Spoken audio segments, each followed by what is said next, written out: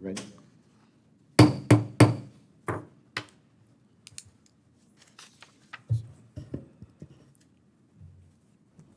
I will now call to order the Monday, June 21st, 2021, 2 p.m. regular meeting of the Board of Directors of the Valley Center Municipal Water District. For purposes of the record for this meeting, I want to state that the meeting will proceed via web conference and live streaming in compliance with waivers to certain provisions of the Brown Act provided for under the Governor's executive orders in response to the COVID-19 state of emergency. Both the agenda and the notice posted to the district's website notify members of the public that there will be no physical location from which members of the public may participate in this meeting. However, the agenda and the information on the district's website provide members of the public with notice that they may hear and/or view the proceedings of this meeting by using the link listed on the agenda.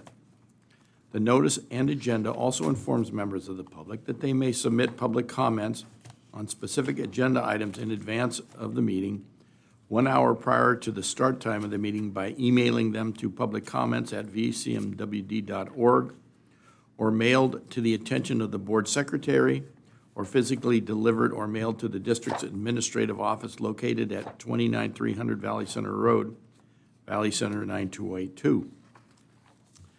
Any such written comments will be read onto the record at the appropriate portion of the meeting up to a limit of 3 minutes per comment. Prior to proceeding to call roll, I would like to make sure that our remote director can hear the proceedings well. Can you hear us, Director Holtz? Yes, sounds good. Good. Kristen, then we can now proceed with the roll call. Thank you. President Polito? Aye. Thank you. Vice President Farrow? Aye. Thank you. Director Haskell? Aye. Thank you. Director Holtz? Aye. Thank you. And Director Smith? Aye. Thank you. President Polito, there is a quorum of the board present for today's meeting. Thank you. Now, the approval of the agenda. Gary, are there any changes to the agenda? None from staff. Thank you. Written comments and questions. We'll now hear written public comments on items within the subject matter jurisdiction of the district that are not on today's agenda. Kirsten, have any written public comments for non-agenda items been received via email, mail, or physically delivered to the district's administrative office? Thank you. President Polito, there have been no written public comments received for this portion of the agenda, and no written comments have been received for any item on today's agenda. Okay. The following will be the manner in which the board will consider items during this meeting. First, I will identify the agenda item. Next, I will then call on the general manager or appropriate staff to make a presentation for the item. Next, following the presentation, I will call for questions or comments from the board. I will pause, allowing directors time to ask a question or make a comment. Directors, please identify yourself when asking your question or making your comment. Next, after I have confirmed that all board members have had an ample opportunity to ask questions or make comments for an action item by asking if there are any further questions or comments, I will then ask for a motion and request that you identify yourself if making a motion or a second. Finally, I will then ask the board secretary to do a roll call vote. Votes on all action items during this entire meeting will be done by roll call. Again, I'll remind everyone to mute their microphones when not speaking. Consent calendar. For the consent calendar items, they will be voted on together by a single motion unless separate action is requested by a board member, staff, or in writing by a member of the public. On the consent calendar today are minutes of the board meeting held Monday, June 7th, 2021, audit demands and wire transfers. Do I have any questions from the board on the consent calendar? If not, do I have any questions from Director Holtz? No question. Okay. Do I have a motion to approve the consent calendar? Smith, so moved. We have a motion by, Haskell, second. a motion by Smith, a second by Haskell. I'll now call for a roll call vote to approve the consent calendar. Kirsten, will you please call the roll? Thank you, President Polito. Director Smith?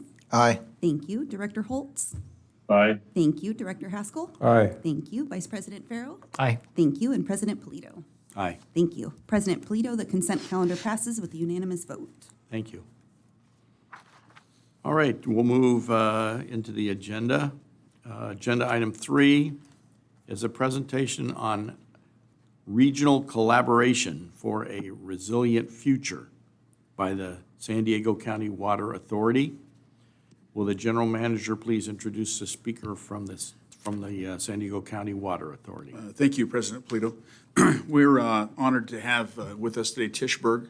She is the rather new Assistant General Manager of the San Diego County Water Authority. She's been there since February. But she comes there with over 17 years of executive level experience in a number of water agencies and utility management.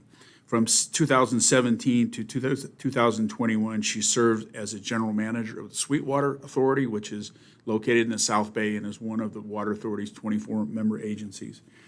Prior to her service with Sweetwater, Tish served as Rincon del Diablo's Director of Administration and Finance. She also served as the Assistant General Manager of San Alejo Joint Powers Authority. Tish holds a Bachelor's of Science in Engineering from Harvey Mudd College and a Master's of Business Administration with emphasis in finance from the University of California, Irvine. She is a certified special district manager and also a registered professional engineer. So Tish, it's all yours.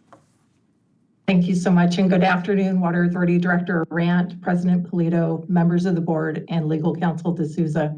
Thank you for the opportunity to meet with you today.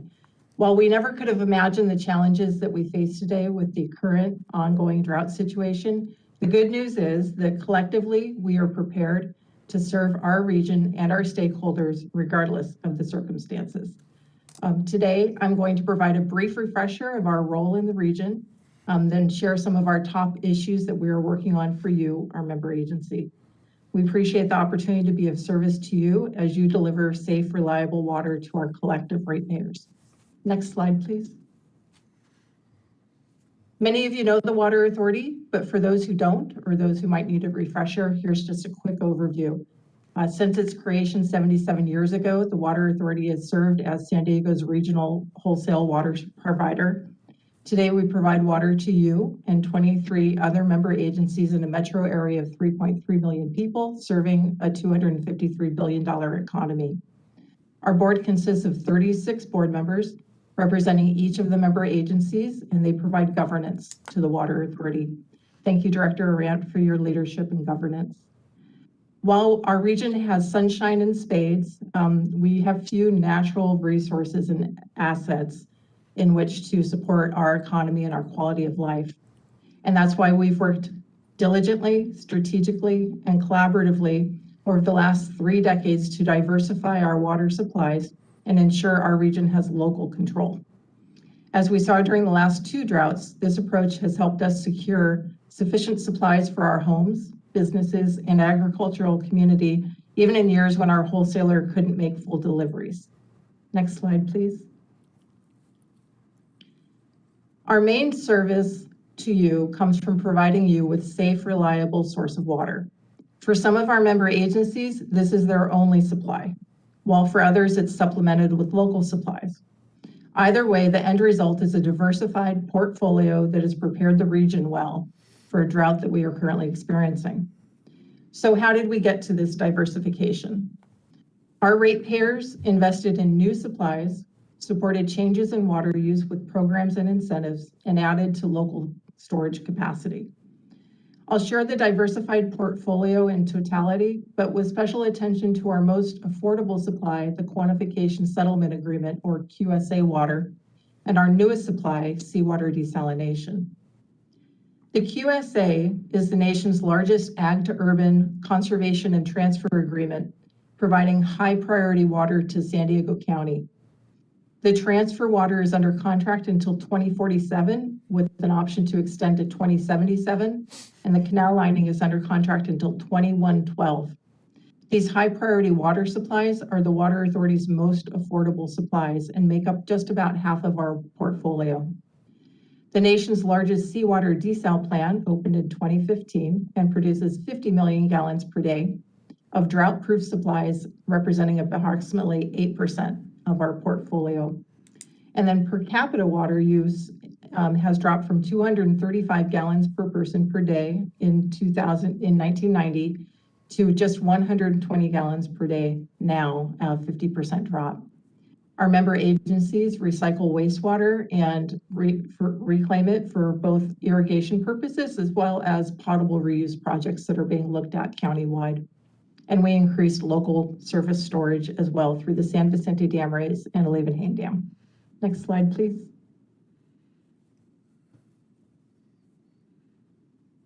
Here are some of the specific infrastructure investments that our ratepayers have made to expand storage, move water around the county, and diversify our water supply. We have new and expanded surface storage, as I mentioned, through the dam raise and Leeuwenhoek Dam.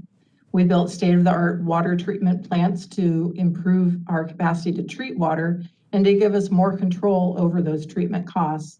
And we've also built infrastructure necessary to move water in and out of Lake Hodges to better take advantage of those supplies. As an added benefit, we're able to produce hydropower from that as well. Next slide, please. Thank you. The Water Authority is proud to advocate for our region and its residents in coordination with and on behalf of our member agencies. Our Sacramento and DC advocacy teams have been working closely with staff to advocate for our region during this drought, including advocating for funding, educating about regional shovel-ready and shovel-worthy projects, and exploring opportunities to protect our regional agricultural industry. In response to the recent drought, we've been communicating on your behalf with the governor and state leaders by sharing information about investments we've made as a region, encouraging funding for local supply projects, meeting with top policy advisors in both the Senate and the Assembly, supporting the regional approach taken by the governor, and cautioning against a one-size-fits-all approach that was addressed last two droughts, and then highlighting agricultural needs locally.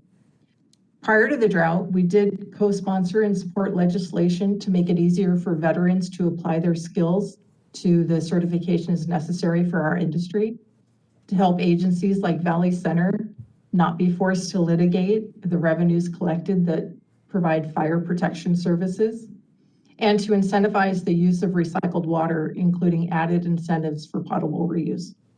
In addition to this, we've been advocating for rate relief to offset the water debt accumulated by those who were unable to pay their bills during the pandemic. Every 3 weeks, to communicate with our member agencies, we host a member agency legislative liaisons call to share recent relevant legislative information and get the input from our member agencies. Director Aran and Gabby Olson have been active participants in this group, and we appreciate their input and involvement in our collective advocacy efforts. Additionally, the Water Authority is hosting water use efficiency standards implementation workshops, and that several of our member agencies are attending. Next slide, please. In addition to advocacy, we also provide outreach and educational assistance to the region. Using a variety of approaches, we're able to provide a unified message about the safe and reliable water that you deliver to our residents throughout the region. Through outreach tools such as fact sheets, the Water News Network, and News from the Chair, we're able to amplify your local news and reach an audience, a larger audience, in a timely manner. Next slide, please.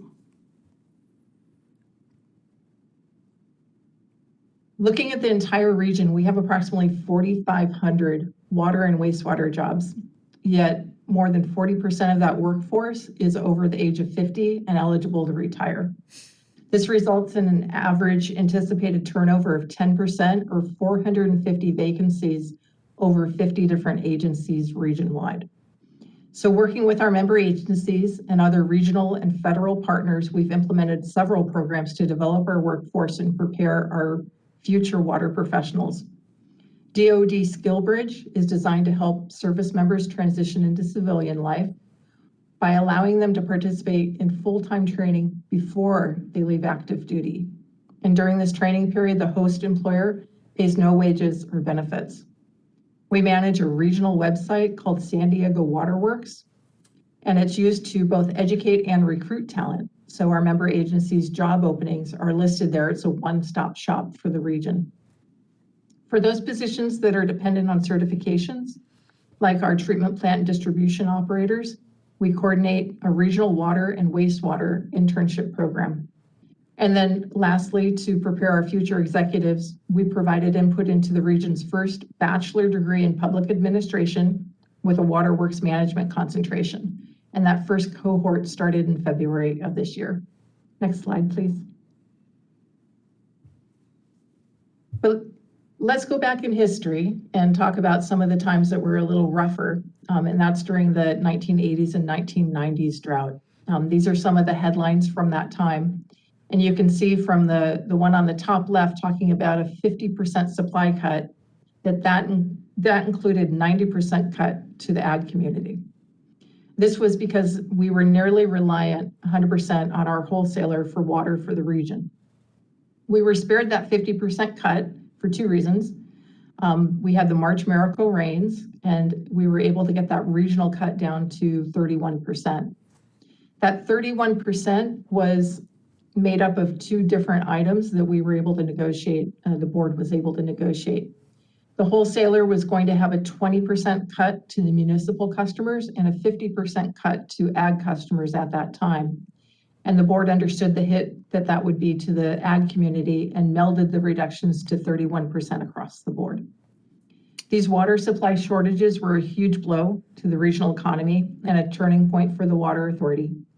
Our business, electeds, and community leaders demanded that our region never be in that predicament again. And as a result, the board of directors responded with a directive to diversify supplies, be innovative in our infrastructure investments, while continuing to embrace a water conservation ethic. Next slide, please. The media coverage today is much more positive for our businesses and our ag community, as well as our residents. You've probably seen a lot of media coverage in the recent weeks, and it is dry throughout the state, and that's certainly the case. But the good news is that the investments that I outlined earlier mean that we have sufficient supplies here in San Diego region for 2021 and beyond.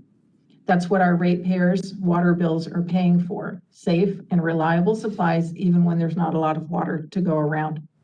It's also important to note that the one reason why we have sufficient supplies is that residents, businesses, and our ag community have hardwired conservation practices into their everyday lives so that the per capita water use is about half what it was a few decades ago.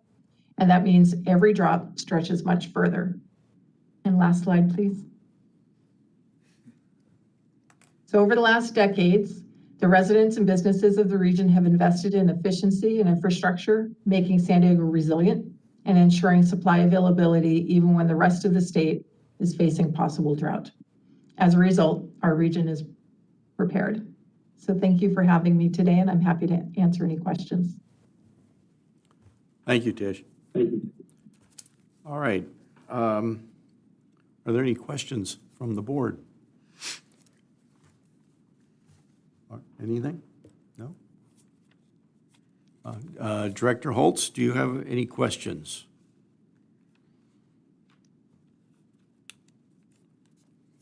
Director Holtz? No question. Nothing? I have a question. Can the desal plant be expanded at some point in time? Was it designed to be able to be expanded, or is that not a possibility? That's a great question to which I don't know the answer, but I will research that and get the answer back to your general manager. Recollection is that it could produce up to 60 MGD. It's currently producing 48, high 40s. It could be pushed to 60 MGD if everything was working properly. But as far as expanding it on that site, I don't think so, but we'll wait for Tish to get back to us. Okay, all right. Okay. Well, thank you very much. Appreciate it. My pleasure. Thank you for having me. Okay.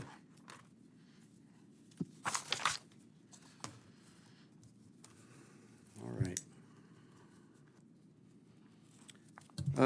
Agenda item 4 is a request to set a public hearing date for July 19th, 2021 to approve Woods Valley Ranch service charges, standby fees, grinder pump maintenance charges, and action to approve annual assessments for AD 2012-1 and CFD 2020-1. First, we'll have a presentation by the district engineer. Thank you, Mr. President. Next slide, please, Ondo. All right. Yep. What we're asking to do is to set a public hearing to put these sewer service charges for the Woods Valley Ranch area on the tax roll. Those charges, there's Service Area 1 has a sewer service charge, and Service Area 2 has a sewer service charge and the grinder pump maintenance charge.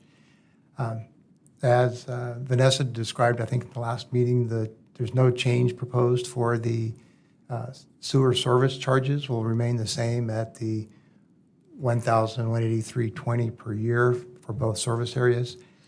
But the grinder pump maintenance charge would increase 1.5%. It's a CPI increase. Goes from $572.40 per year for a simplex unit to $581.04 per year. Next slide, please. So the public hearing is required to put the service charges on the assessment roll, and we're proposing to have you set that public hearing date for July 19th at 2 p.m. And then if so approved, then we'll publish a notification on July 1st and July 8th. That's a minimum of 2 weeks prior to the public hearing. Next slide, please.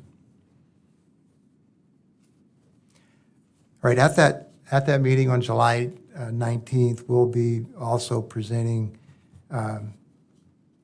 similar items to put the standby fee on the property tax roll, as well as the assessment district 2012-1 assessment and the community facilities district 2020 annual special tax. Those items do not require a public hearing, but they do require the board to approve putting them on the tax roll. Next slide, please. So our recommendation is to approve setting the public hearing date for July 19th at the 2 p.m. board meeting. And that'll be for setting the Woods Valley Ranch Service Area 1 sewer service charge and the Woods Valley Ranch Service Area 2 sewer service charge and grinder pump maintenance charge. Happy to answer any questions for you. Okay, questions, Oliver? A couple of questions. Number one, do we have grinder pumps in place right now? Yes, we do. How many? Probably in the over a dozen, between Okay. a dozen and 20. And they've been running for how long? Oh, they started coming on probably about, I got 2.5 years ago, something like that. Okay. What's the estimate for the number that are going to come online, say, by the end of this year? Double it, triple it? No, I don't think it'll double it. I mean, we've got, the ones that we've seen so far are the ones that have been pushing to get installed. We have a couple that are looking to go forward that I know of. But after that, it depends on how quick the property owners want to develop their property. Okay. Just a little concerned about, startup ramp of knowledge on the pumps, the kind of failures that we have, and reliability, obviously. And the more that are running, the more information you have to be able to make decisions as to how to improve the process. That's Well, the pumps that we've selected, the Environment One pumps, they're a well-known company. They've been around for many, many years. There's probably, I mean, we were looking at these 10 years ago. They had 60,000 units out in the field, and so they've got quite a bit of experience in doing low-pressure sewer systems. Earlier on, we went and visited, different areas, specifically one in Arizona where they were using the units, talked to their operators. These units are very reliable. So Okay. But let me add on to that. We have a low-pressure service area on the west side in Rimrock, and I think we have 80, 85. Okay. About that. 80 to 85. So we have had a lot of experience. The same grinder pump that we're going to use, is this a different one? Is it? Well, we've actually migrated to this unit. Okay, so as you need to replace units, you go to this. Well, unit. as time proved on, we wanted to go for something more reliable. I mean, these E1s have proved to be the most reliable ones that It's been we've seen. it's 30 years of evolution. Yeah. Yeah. But we're doing pretty well, and we have a high degree of staff expertise on these types of units, how to operate them, how to fix them. We repair them ourselves, we rebuild them ourselves, get them back in the field, so. Okay. Sounds good. Second question is there a reason that the standby fee is not considered part of the sewer service charge, that you have a sewer service charge and you either use the sewer, at which point you get charged one, or you don't use the sewer, at which point you get the standby fee? Why are they separate? Well, it's a way, they're under different laws. The standby fee laws are different than the service charge laws. And so the fees, the sewer standby charges were set up separately for the Woods Valley Ranch area. I mean, knowing that we were going to have facilities to maintain with a low number of connected facilities, but with a lot of capacity allocations. This began with the original project with the Woods Valley Ranch original facility. We had 280 units. 275. Yeah, and in the beginning, we probably had just a handful of connections. There's no way that those handful of connections could have funded the operation of the facility without a standby charge set up for it. And today we have one standby charge, Right. At Woods Valley Service Area 1. service area one. And another slice at it is that the plant has to be fully operated and maintained irrespective of how many people are connected to it. So it provides us a revenue stream to operate and maintain the plant as it transitions from majority standby to majority connected. So just transition revenue. A lot of that revenue goes in for reserves and maintaining the facility. That plant is now 6 years old, 7 years old. When did we start operating? Oh, gosh. Oh, no. I want to say much older than that, like 2006 or Oh, something. I'm sorry, yeah. So it's getting up there, 15 years old. So it's starting to need its, maintenance and replacement issues. Right. So the standby charge is to maintain that committed capacity in the treatment plant. Okay. And there's probably a simple answer for it, but is on service area 2, is there a standby fee for grinder pumps? Or you just don't install them, so there's no standby fee needed? Right, these are private facilities, and so we're not maintaining anything until the grinder pump comes online. Right, all the cost for maintaining the low-pressure system is built into the cost of operating the treatment plant. Thank you. Why does the grinder pump, why are we raising the grinder pump maintenance charge by the CPI index and not the sewer service charge? Why is that a set number? I mean, just curious.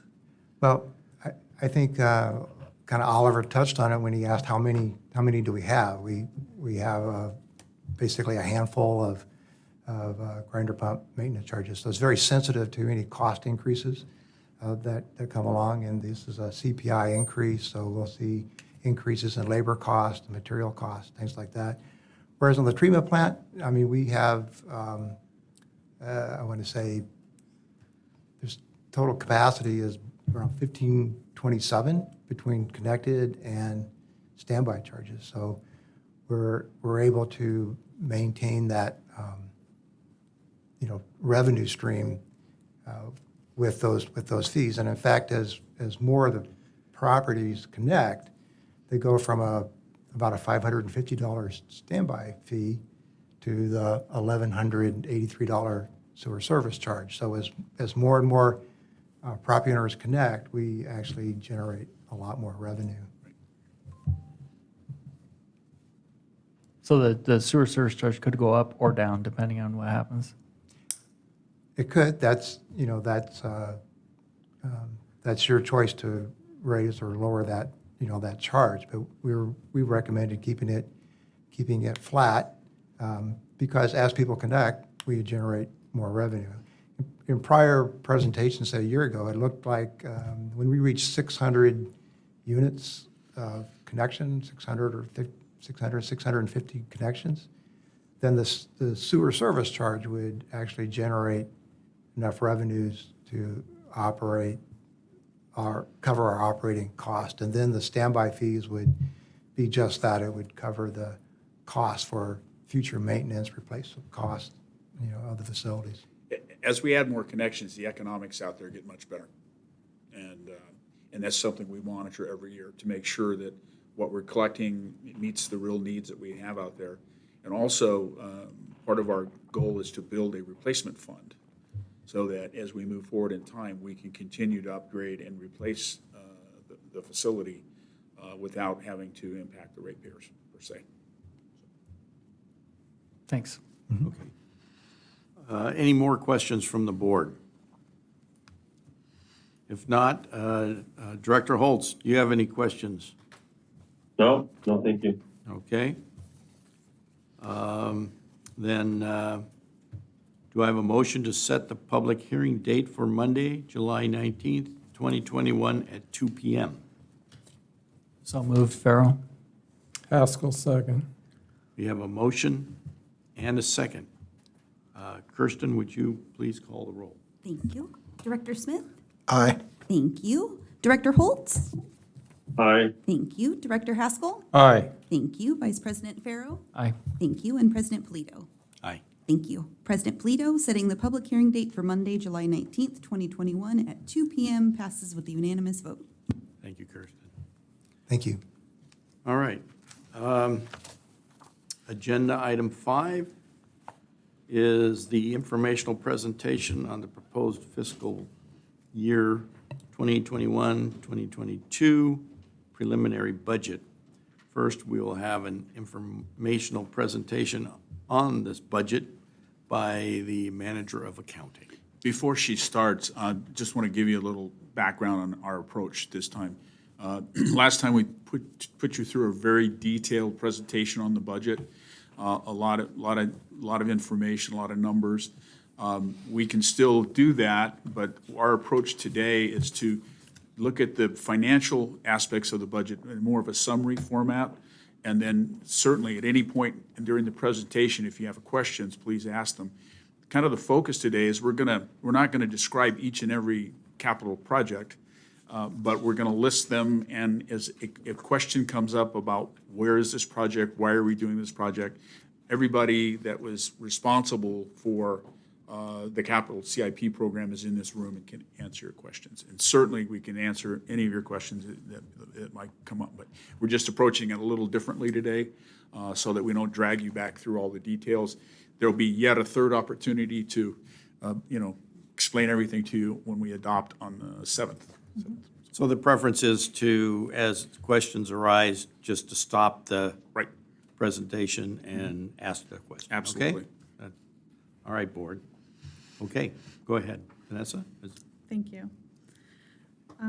So at the bottom of each slide, on the left-hand corner, you'll see a reference to the actual budget page in the budget book. So if you have this in front of you, you can kind of follow as to what page I'm covering at that time. by the left corner. So as far as operating revenues, the budget is estimating sales at 17,000 acre feet. That would bring our estimated operating revenues to a total of $44,350,000 in total. And you can see 80% of those revenues are coming from water sales and pumping charges alone. The rest of it, next 16% comes from service charges, and the remainder from new connection sales and other revenue. The budgeted revenues include increases to the following rates: a 4.6 increase to the domestic rate, 3.8% to the PSAR rate, 5.5% to the monthly service charge, 10% to the pumping rate, and 5.2% to the San Diego County Water Authority IAC charge. What those increases result in is a PSAR discount that's estimated at $584 per acre foot. That has three components to it. There's a supply rate savings, emergency storage, and supply reliability savings for our agricultural customers. Looking at our operating expenses, the budgeted purchases are estimated at 18,090 acre feet. The total operating expenses are estimated at $44,270,000. And you can see, the large portion, or about 68% of it, is in water and energy costs. And then the last 5 items are the local costs that amount to about 32% in total.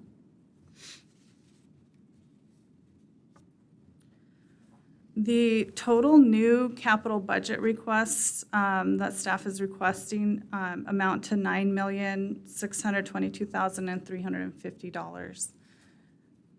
This portion are pipelines alone. So you can see I split them up a little bit here because the large portion are requests that are pending SRF approval, and that's that second category. So these are projects that are pending approval in order to move forward with the construction. Those total $6.6 million. And then the other projects above that you see there, the North County ESP 14-inch pipeline relocation, the loan application costs, and the new valve installations and appurtenances, total $785,000, which we do expect to be able to cover with local funds. So if we get no SRF funding, then those projects will just be sidelined until the district can afford to do it. Well, what we'll do is try to figure out another way to approach theirs. I mean, the beauty of the SRF funding is it's a loan. It's not a grant. It's a loan, and typically a very low interest rate loan. Our buying power is tremendous because of that low interest rate, but there are other sources of funds.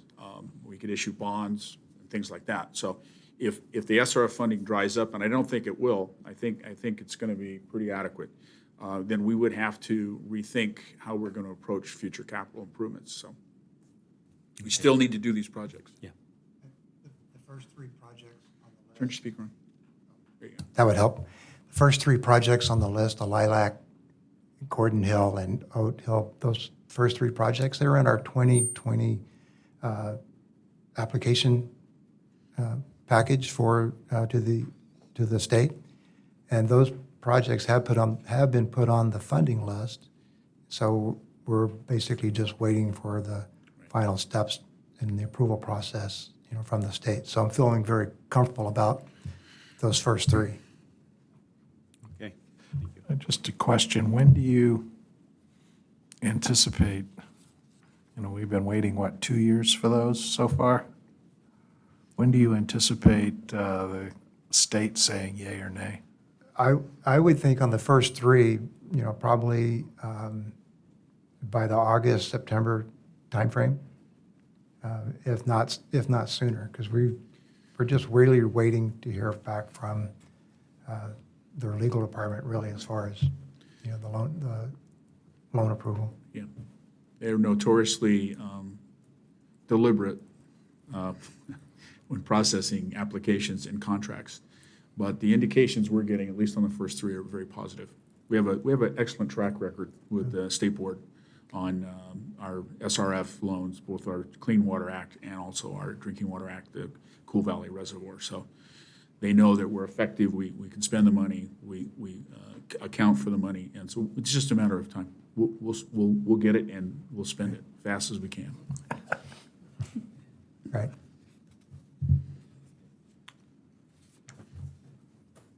So as far as reservoirs, pump stations, facilities, and equipment, we are requesting $1,150,000 for the Burnt Mountain Reed Hill recoding project. $30,000 for pumps and motor replacements that need to be done throughout the year as they arise, and $35,000 for the corporate solar installation, and 2 new vehicles, a service truck of $147,425, and a dump truck for $164,425. Are those really, those must be fairly large in size, both of them? Yeah. Service truck? Is Brian here? Yes, he is here. Yeah, the service truck is replacement to the main. Oh, he can't hear you. You can come sit up here. Oh, right there.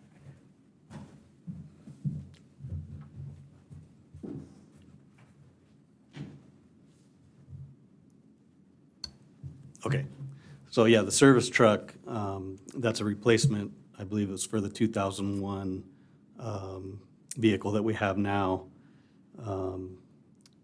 It has a crane on it. Okay. And the dump truck is a replacement for our small dump truck. It's a 5-yard dump, and that one's like a 1995.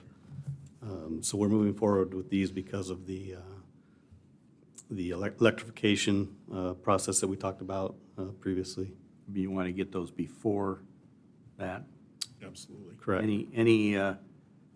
Are they available? I mean, from the dealerships, can you get them, or is that something you're not sure about? You mean electric vehicles? No, there's trucks, some trucks are difficult to come by these days, so. Yeah, these specific ones we should be able to get, no problem. Okay. Thank you. Okay, under data management systems, we're requesting $320,500 to complete the change out to the AMI meters. So these funds we're expecting would complete that project. $280,000 for the water system HMI migration, $30,000 for the customer engagement and analytics platform, which is the WaterSmart contract that we reviewed. That would basically give our customers the online platform to be able to access the AMI data. And then $25,000 for phase 3 of the computerized maintenance management system. All of that would total $9,622,350 in new requests.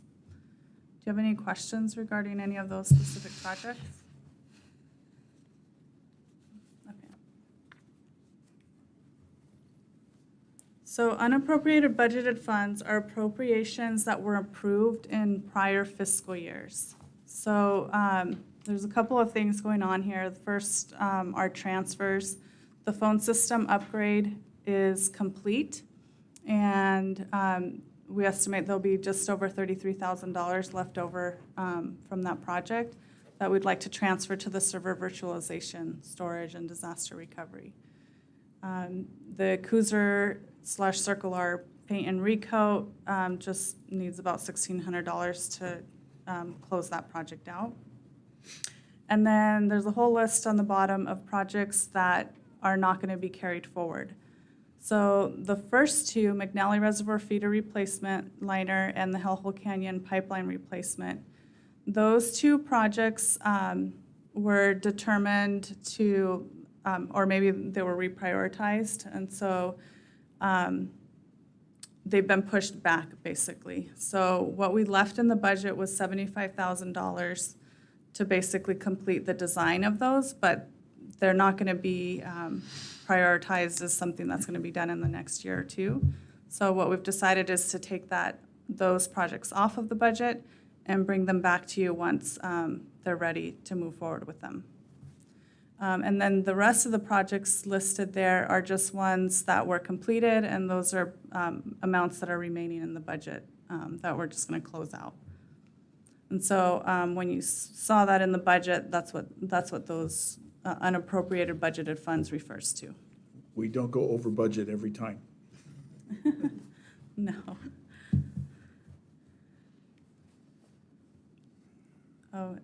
Before I move on to Musa, did you have any questions on the water fund or capital? Anything there? Okay, so within the lower Musa Canyon Water Reclamation Facility, we are estimating revenues of 1.8 million. That includes service charges of 1.7 million and other fees. They do include a 1.5% increase to the sewer service charge and to the low-pressure sewer maintenance fee. Expenses are estimated at 1.4 million. That includes labor, overhead, electricity, and some other items. So combining those together leaves us with a net revenue of just over $400,000. The new capital requests that are in the budget are $1,013,000. And so what that means is that we're going to need to pull just over $600,000 in additional funding from the replacement reserve in order to cover those new capital requests. And the capital requests in the Lower Musa facility are the Meadows Lift Station Motor Control Center replacement for $455,000, clarifier upgrades for $250,000, headworks improvements $140,000, main MCC replacement $75,000. The utility pumper truck, we're actually requesting to purchase one truck that will be funded half by the Lower Musa facility and half by the Woods Valley facility. So the total cost of it is expected to be about $135,000. Lower Musa will cover $67,500 of it. And then solar installation of $25,838 for a total of $1,013,338 in new capital requests. And when do you expect to start this? How soon? Which one? This upgrade for the Lower Musa? Oh, Well, it'd be with next fiscal year, as soon as the budget's approved, So you're, okay. right?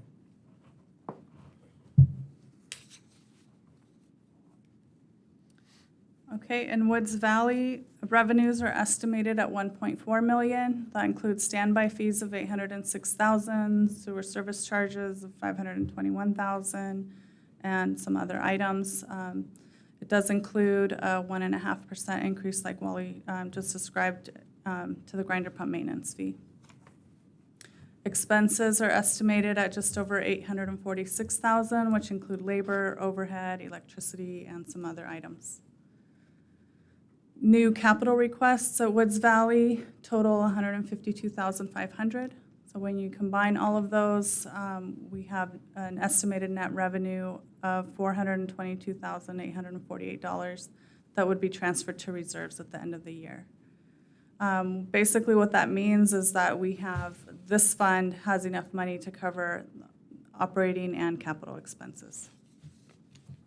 And the reserves are both operating reserves and also replacement reserve, so. Mm-hmm. The capital requests within Woods Valley Ranch, again, that's the other half of the utility pumper truck.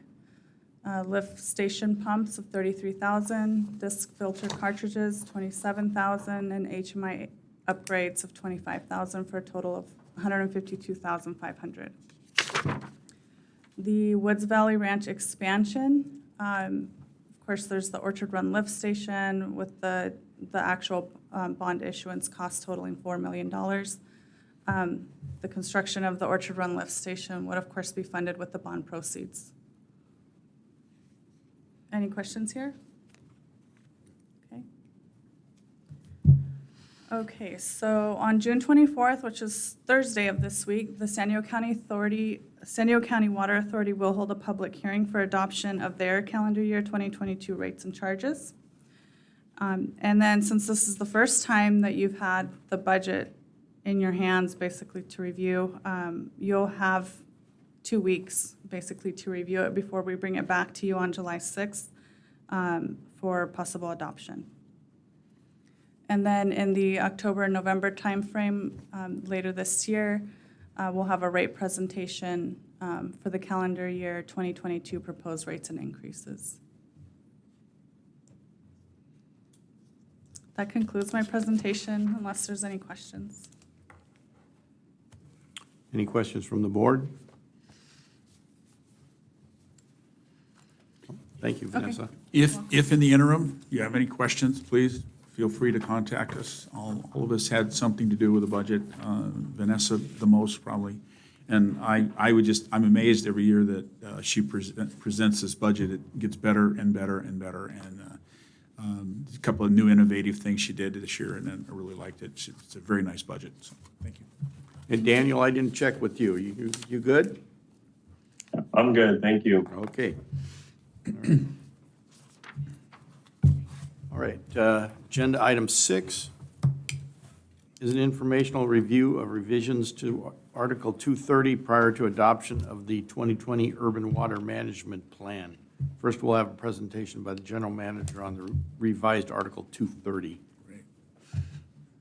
I may call on some assistance from Gabby as we go through this. Next slide.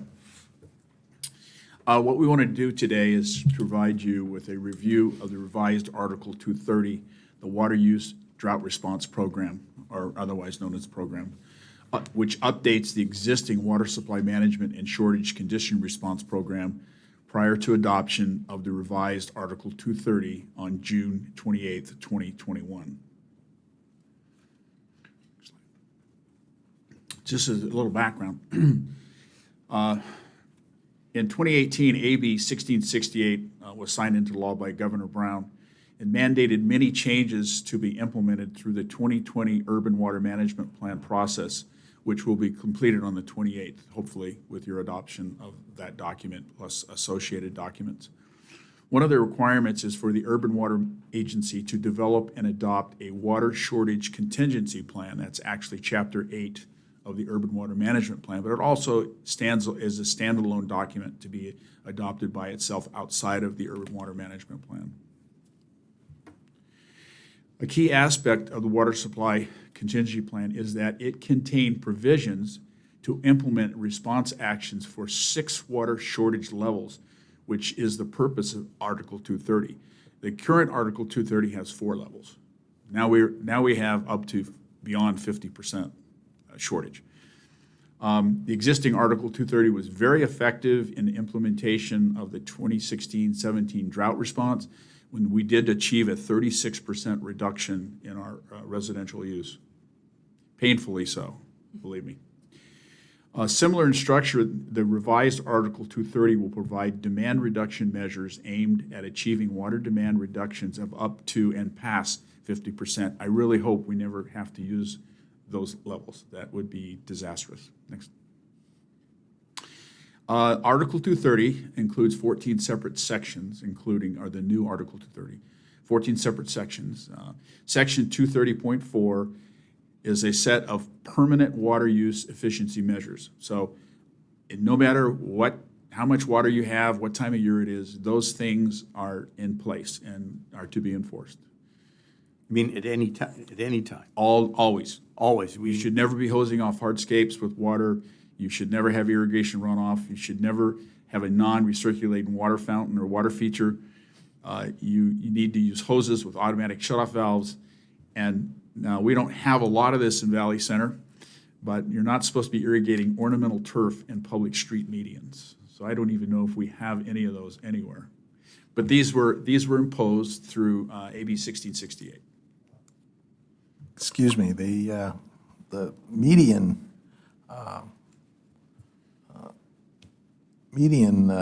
agriculture was started out, as my understanding, was supposed to be purple pipe for the first X number of years paid for by the county. Oh, you mean the media out here? Yeah. Well, that wouldn't be affected by this because it's turf. It's not turf. Okay. Yeah. Thank you. The target here is little tiny strips of grass, trying to irrigate little tiny strips of grass, which is impossible to do. So, next slide. Then the drought level demand reduction measures. The program provides for progressive and cumulative demand reduction measures for 6 levels of shortage. All the details of the various things are in Article 230. I'm not going to attempt to go through those unless you would like to discuss them. But the design here is that what you implement in level 1 stays with you in level 2, and things are added to that and on and on and on as you go up to level 6, which pretty much precludes any kind of outside water usage. You're basically, taking showers and flushing toilets. Levels 5 and 6 are new, you said, Yeah, well, yes, yeah. and they are, what are they? Level 5 is up to 50% reduction, and level 6 is beyond 50%. But do they offer a solution, I mean, Well, how to achieve those? Is Yeah, there well, yeah, something that- there's many provisions in each of the levels. There is. Yeah. There's a lot, things that have to be done to achieve a level 6. I can go into those if you want, but I'm just a little, I'm not sure you really want to hear them.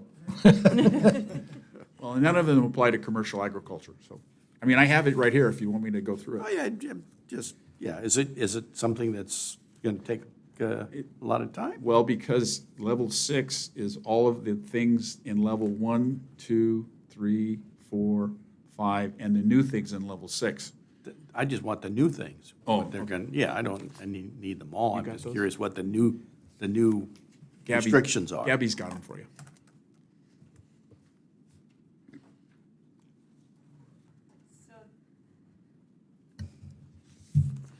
Okay, now you can hear me. So it's in your board packet, it's section 230.9, that's level 5.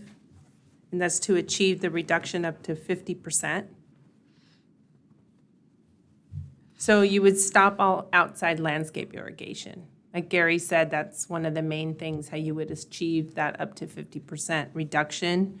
The only thing you would, so in the other levels, we have restrictions on days and times that you can water, but at level 5, you would stop all outdoor landscape irrigation. And it doesn't apply to agriculture. But you can still maintain trees and shrubs, existing landscaping for fire protection, existing landscaping for erosion control.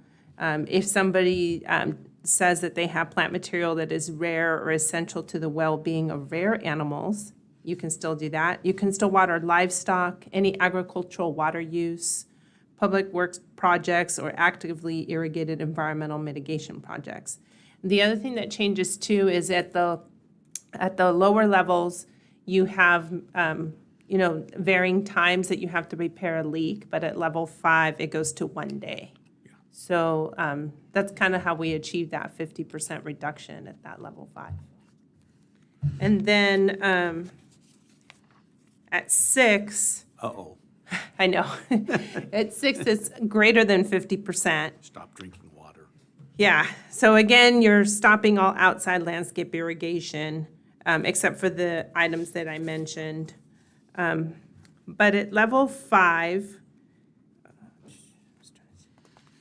we can allow projects, new projects, but it has to go through a process. At level 6, we don't allow that anymore.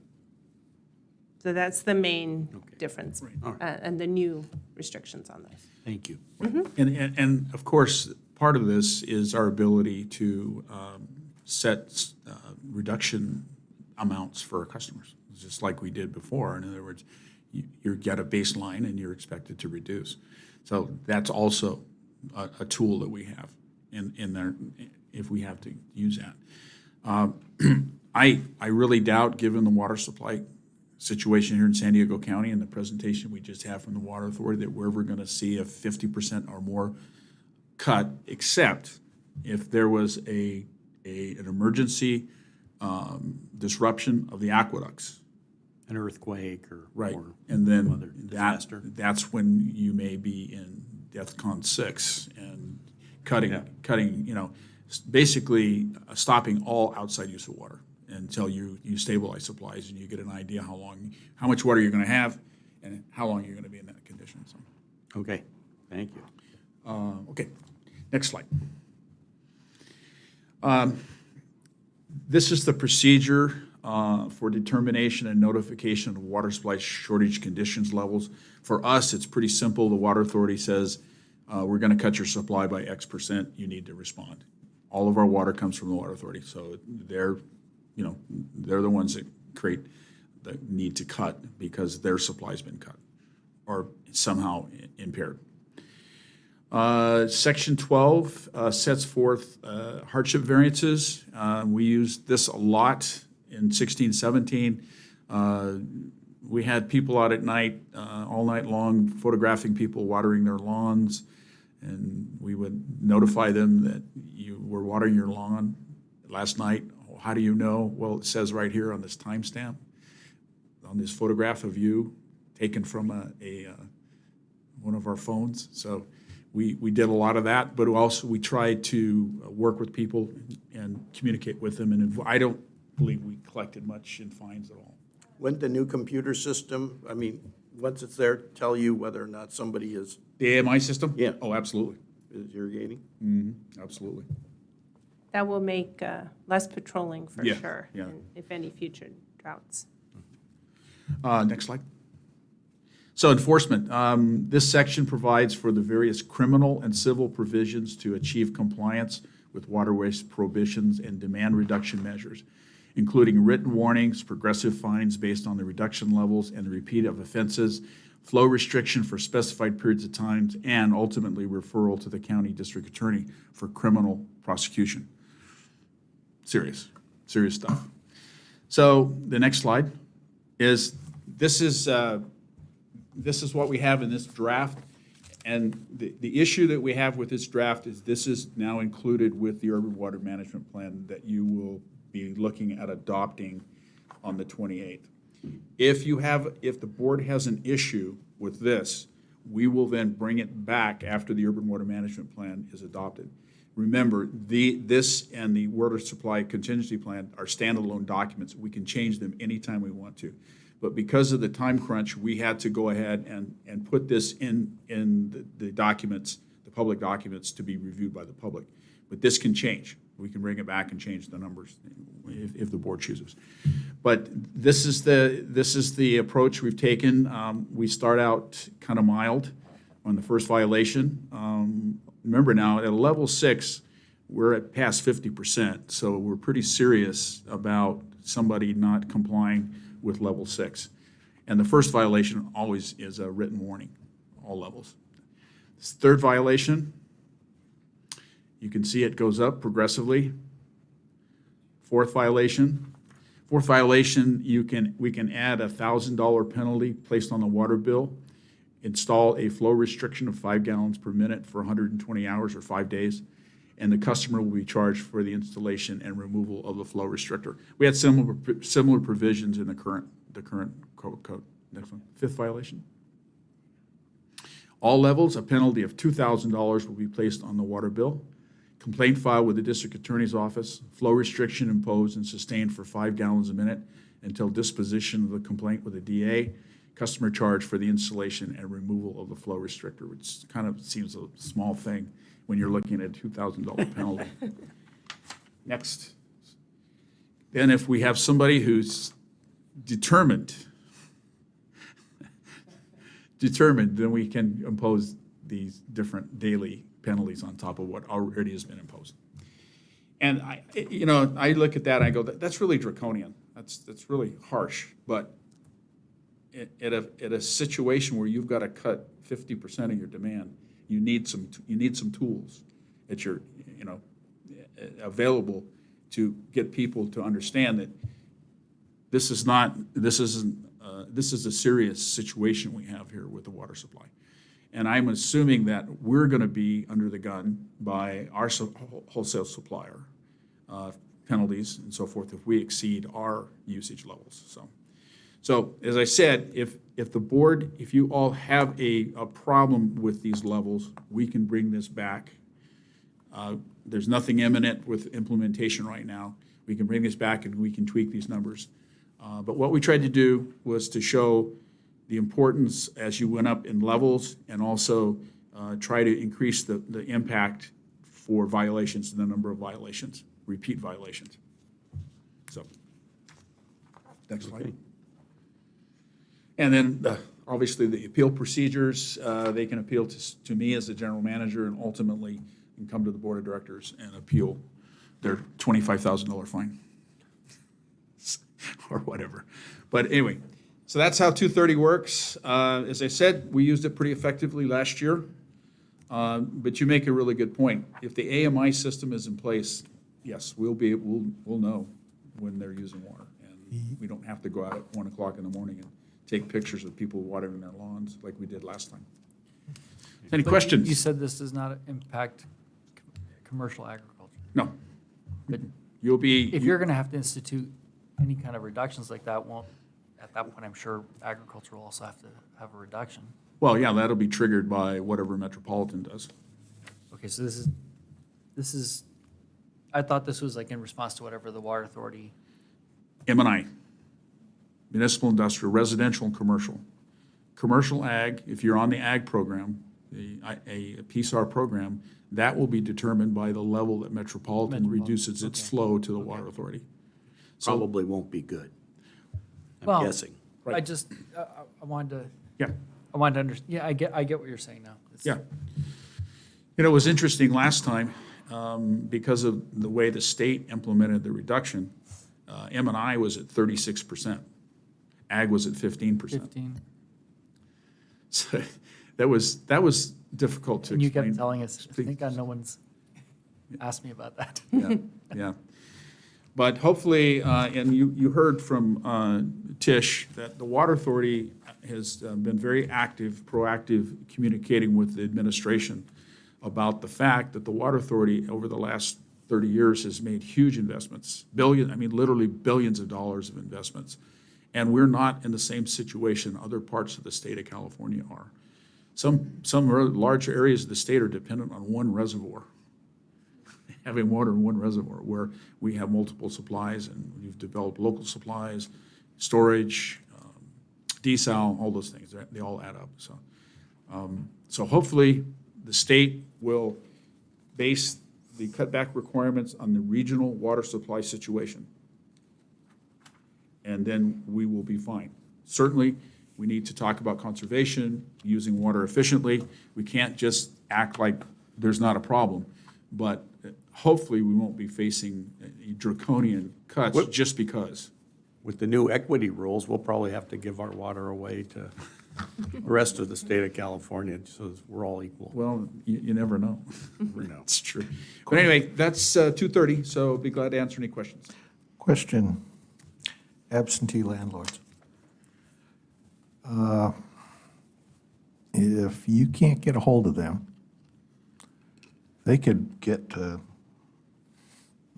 they could, go right up the chain to the fines and everything else without any knowledge. I mean, this one, third violation now, I'm assuming the third violation means the third month?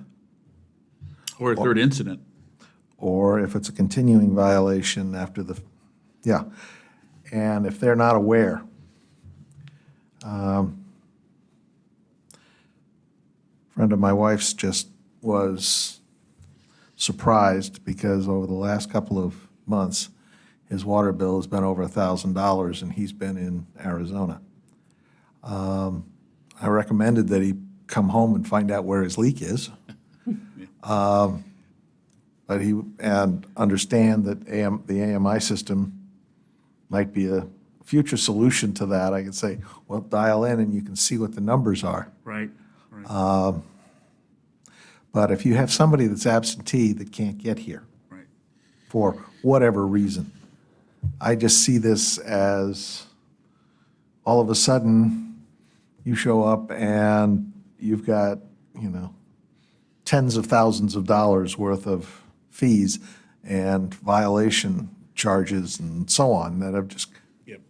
compiled, and you don't have any knowledge. Now, we could say that they're the problem because they didn't notify you of where to get a hold of them so that you could notify them. Well, hopefully, we have current information in their customer file. Phone How- numbers, email addresses, whatever. Okay, I'll ask, how many of your customer files are absentee that you don't know? Don't know. The check comes in every month or whatever, but you don't know. Well, the way I would approach that is just as we've always done in the past, try to be reasonable with people. And if somebody says, wow, I didn't know, I was out of town and that my line gave way and I didn't mean to use the water, we dealt with many people like that, and we try to be reasonable. We're not the Gestapo here. We don't want to bankrupt people. But if it happens every month, then the customer needs to take care to make sure that they're not having a problem. So if we dealt with this. People would have breaks and they would run up a bill, and we worked with them on it, so. If you have a tenant that doesn't care, I mean, he just decides he's going to use whatever water, I guess, if the landlord is paying the water bill but the tenant is using the water, then I wonder if they're just going to restrict basically it's going to restrict the We'll restrict the meter. point, we'll restrict the point of use. And the landlord and the tenant, we send out a dual bill, so the landlord knows what's going on. Yeah. But the landlord also signs a form that says, I take responsibility for what my tenant uses. So. Yeah. Yeah, we've been through this before, so, but we'll be reasonable. These are our customers. These are our people that we serve, and we're not here to, take advantage of the situation, but we are here to achieve a certain level of reduction. And we're very effective last year. I don't know how many I actually dollars? have them. So out of the last drought, we had 1,131 violations that we sent out. But the ones that went to the third and fourth level, there was only 5 at the third level and 2 at the fourth level. Yeah. So it was, once you send them that first violation, which is really just, we send them a reminder. So to get to your point about absentee owners, we really made an effort to really try to get a hold of them. We send, out of all the notices we sent out, we sent 2,000 reminders. So that's just, you're just getting a reminder that, hey, these are in place. And then from there, we went to violations. So we really try to do reminders, violations. And then on the second violations, a lot of those people, we really tried to work with them. We waived their monetary fine. We really tried to figure out what was going on their end. When we got to the third and fourth violation, it was blatant. That we really knew that it was just more on purpose at that point. Because by that time, we had really tried to work with the customers. Out of all the notices and reports and everything we sent out, we only collected 2,650 in fines. And those were just from the people that just were going to do it anyway. Which helped paying people to drive around Valley Center all night long with And their on holidays. iPads, taking pictures. And on holidays. Saturdays and Sundays and holidays.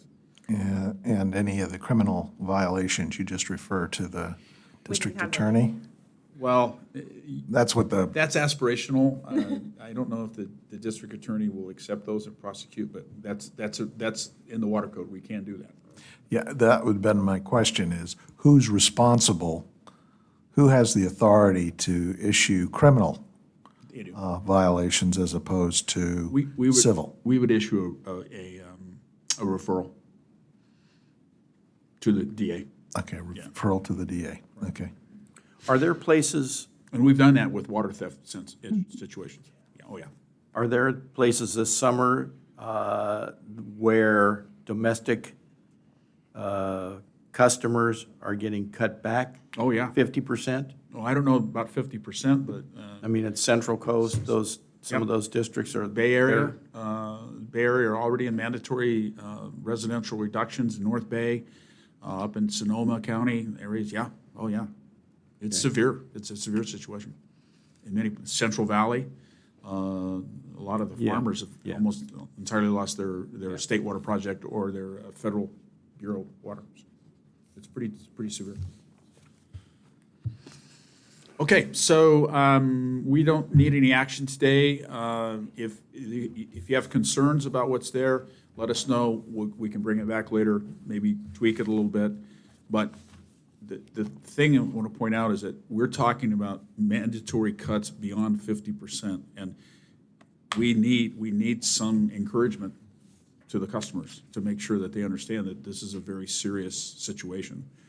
We're at 50% reduction. That's a serious situation and or beyond. So these kind of, not that we want to collect this money, it's just that it's there and it is something that we could use. Can I Art, just say something? I'm Sorry, the people that we got to the fourth violation last time, it did seem like the only way we got them to stop was that fourth violation. Yeah. We're talking, you said San Diego's in very good shape right now. Better, more so than Metropolitan? Well, we're part of Metropolitan. I know, but we've got QSA Water, we've got other, Right. we've got desal. Are there places in Metropolitan that are having to reduce their usage? Or do you have? Not yet. Not yet. Metropolitan has 3.2 million acre feet of storage. So even though they've been cut back by 95% on their contract, they're going to be pulling a couple million acre feet of water out of storage this year to meet the needs. And they say that they're good for another year. So over the last number of years, Metropolitan has built up their storage reserves. Water Authority has QSA Water, has the canal lining water. The QSA Water is a higher priority than Metropolitan's level on the river. And we have the desal project. And then we have, San Diego has done a great job in developing reclaimed water, and now we have a lot of pure water programs coming forward. So San Diego really has done an amazing job of diversifying its portfolio and water supply, and we really are in great shape. Okay, thank you. All right, is that, any final questions from the board? Nope. Good, okay. Director Holtz, any questions? No question. Okay. Agenda item 7 is an update, excuse me, is an update on the financial impacts of COVID-19. First, we'll have a presentation by the Director of Finance and Administration on the financial impacts of COVID-19. Thank you. Good afternoon. Before I start, I wanted to ask Director Holtz if he could hear me. I know last time he had a problem. I saw that it's kind of soft, I guess. No, it sounds great. Thank you. Okay, great. So again, I'm here to provide the board with an update on the financial impacts of the COVID-19 pandemic on the district. This is a monthly meeting that we've been doing now for, I think, this is our 14th meeting going over this. And we've been doing this since the governor put into effect his executive order. We've been keeping track of the financial impacts. This slide here, again, this shows a summary of May 2021, May 2020, and May 2019. The next slide shows the major numbers here. I have to apologize, the last column should say May 2019. So as you can see, as you can see, water sales in May 21 are about 170,000 acre feet more than last year at this time, and similar to 2019. Our total outstanding balances are just below 3.6 million in 2021. And then 2.8 last year and 2.5 in 2019. And again, May was the second month that we actually were into the pandemic and the executive order. So the numbers hadn't really fluctuated that much at that time. Number of accounts are pretty similar, 7,900 compared to 7,856. but in May of 2019, we were just below 6,000 acre feet. Our total balances last month were just over 30 days. Last month, we're just under 400,000, compared to 108 in May 2020 and 97,000 in May 2019. That percentage is just under 11% last month, compared to 3.82 and 3.88 in the preceding 2 years. The number of accounts over 30 days, just under 900 for last month, 375 in May 2020, and 644 in May of 2019. We also like to do a comparison of May to the month before. So this compares May 2021 to April 2021. Key figures: our water sales of 1,343 compared to 1,163. Total outstanding balances 3.6 million compared to 3.2. The number of accounts is just under 8,000 at 7981 compared to 7540. Our total balances over 30 days are $395,000 compared to $464,000. That's a reduction of $70,000. And the percentage outstanding, just under 11% compared to 14.5% in April. Total number of accounts greater than 30 days is up a little bit from up to 897 from 810. We have our continued efforts. We watch, contact, and ultimately send lien letters to our customers. It's working. We're getting our customers to pay. Last month in May, we sent out 15 new lien notices. In May, we had a total of 23 properties that were liened, 3 accounts that have had the lien removed as they have brought their account current, and 17 accounts that still have a lien against their properties. That only accounts for 20, so I'm unsure about the other 3. The majority of our customers, even with the effects of the COVID-19 on the economy, are still paying their bills as they always have done. We'll continue to monitor and report back to you on a monthly basis. We're also monitoring state and local and federal developments, which could result in funding allocations to pay customers' arrearages. Last week, we got information from BB&K. There are 2 new programs. There's a low-income household water assistance program. It will be implemented in the near future, and it will ultimately help provide funds to operations of public water systems or treatment works to reduce arrearages from customers. And there's also California legislature passed AB 128, which is the 2021-22 State Budget Act, and that includes several funding programs that would be accessible to special districts to help cover the costs of the COVID-19. So Questions? those are direct to the water district as opposed to the customer? Correct. Okay. It's actually unsure how they'll all be implemented at this point. Under the State Budget Act, this is Paula D'Souza, sorry. Under the State Budget Act, the water bill arrearages issue is contingent upon further legislation on how that will be implemented. So it might be very much like the county program. We're not exactly sure.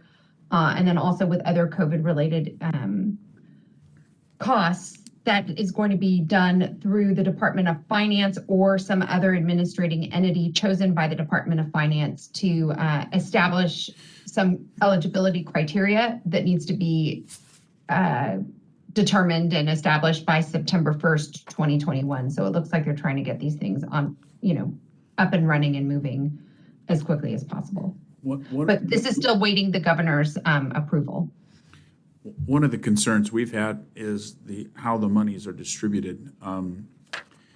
We've been really pushing for the monies to go through existing programs such as the county's program or third-party programs. I have concern that the language that I read today only allows 5% cost reimbursement to the agency for distributing the funds. The third-party programs I've checked on, they're up around 15 or 16%.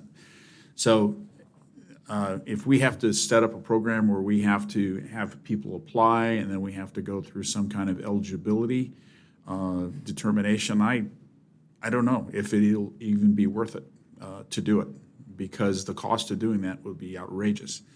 So hopefully we get some clarification on going through third-party. There are third-party groups, nonprofits, that will do this for you for a fee.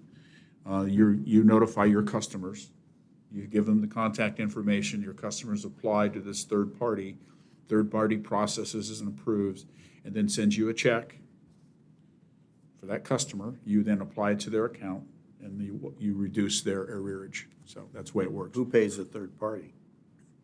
Well, hopefully, we will out of the funds that we get from the state. But if it's only 5%, that's not going to cover it. That's not going to cover it. So we'll be put in a position of almost subsidizing that to get that money out. So it's something we're going to look at.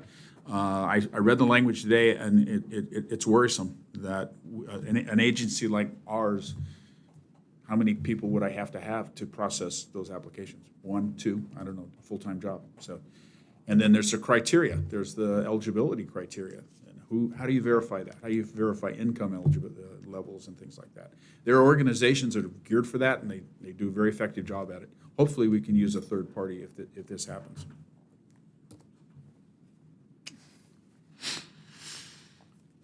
Anything else, Gary? Jim, you good? No, that's it, yeah. Okay. That's your presentation. Okay. Do we have any questions for our Director of Finance before we move on? Thank you. Thank you. Director Holtz, you have any questions? No, doing good, thank you. Thank you.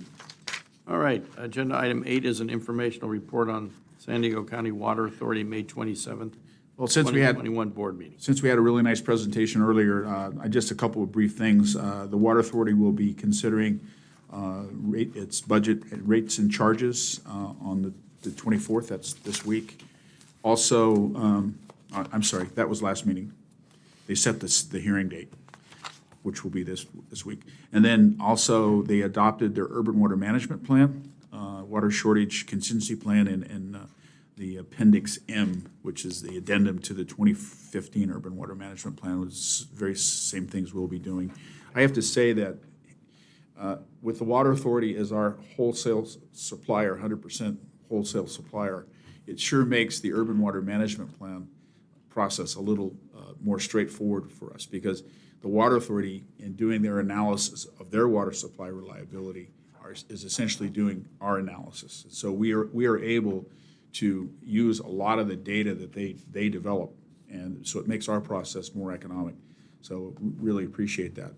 If you're a local agency that has local supplies and a mix of imported water and local supplies, then you have to do some determinations on reliability on those supplies. So the fact that we're 100% dependent on the Water Authority makes our urban water management process a lot more streamlined. So that's all I have on that.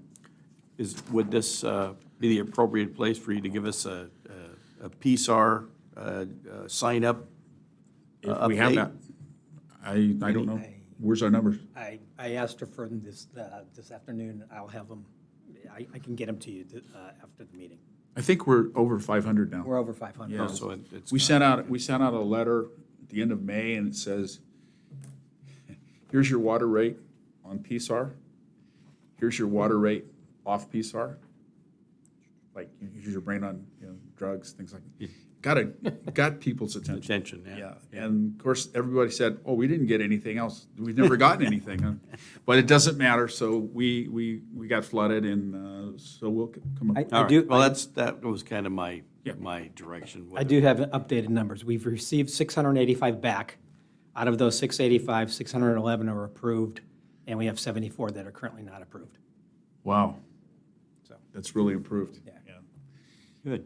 And also, the Water Authority will be considering giving us a 60-day extension on processing.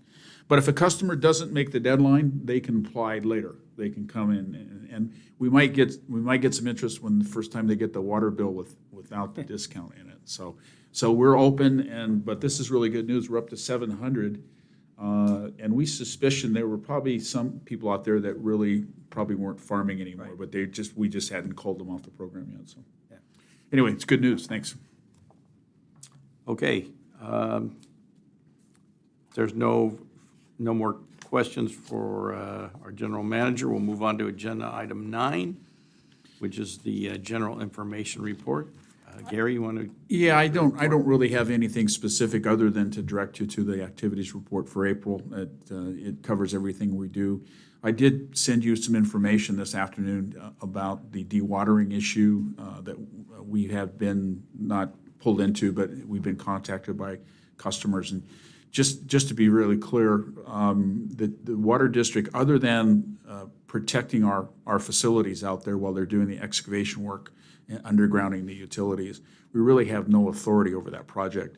The authority over that project lies with the County of San Diego and the Regional Water Quality Control Board with this aspect of dewatering. So a lot of our customers assumed water district, and it just didn't work out that way. So, but anyway. They understand that now. I think there's a number of them that are there's a committee, and I think some of them are off the planning group. So over the weekend, I communicated with 2 or 3 people and to let them know that, hey, we're concerned, we understand what you're saying, but we really don't have any authority to do anything about it, other than to protect our facilities. Why can't they move the water to another part of the creek? Why is that? Because the water, once it's extracted, is considered a discharge, a waste discharge, and it has to be treated. If it's going back in the same stream bed? No, they're hauling it away.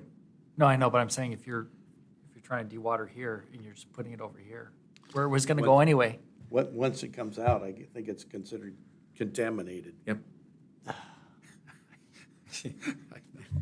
We don't make the rules, right? No, it's true. I mean, once that water is extracted and put in a tank, you'd have to fully treat that. You would have to treat that water all the way to, I don't know if Title 22, but all the way, full treatment, and before you could do anything with it. So they're hauling it away.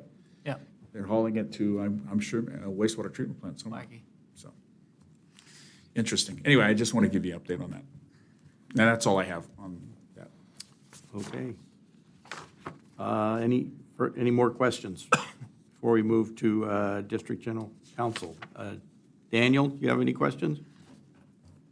No, thank you. Okay. Then we'll move to the District General Counsel's agenda and a report by District General Counsel. Paula? Good afternoon, everybody. This will be very short because I jumped into Jim's presentation just a little while ago. And in case you didn't notice, I was seething because he took the content of my general counsel report. So How about the I was just dewatering? going to update the You look board really about bad. possible funding sources that are going to be winding their way. I've gotten over my anger, and that concludes my report unless the board has any other questions. Oh, man, I'm in trouble now. Okay. Sorry. Thank you for that report. You're All right. welcome. Board of Directors agenda and AB 1234 reports. Anybody attend any meetings that they want to report on? Nope. All right. If not, looks like we'll move to adjournment. And do I have a motion to adjourn? Smith, so moved. We have a motion by Director Smith Second, Haskell. and a second by Director Haskell. Kirsten, would you please call the roll? Director Smith? Aye. Thank you. Director Holtz? Bye. Thank you. Director Haskell? Aye. Thank you. Vice President Farrow? Thank you. And President Polito? Aye. Thank you. President Polito, the regular meeting of the Board of Directors is adjourned at 3:34 PM. We're sorry we couldn't keep you longer, but Well, I'm just glad that Paula recovered. Getting her pissed off is not a good thing.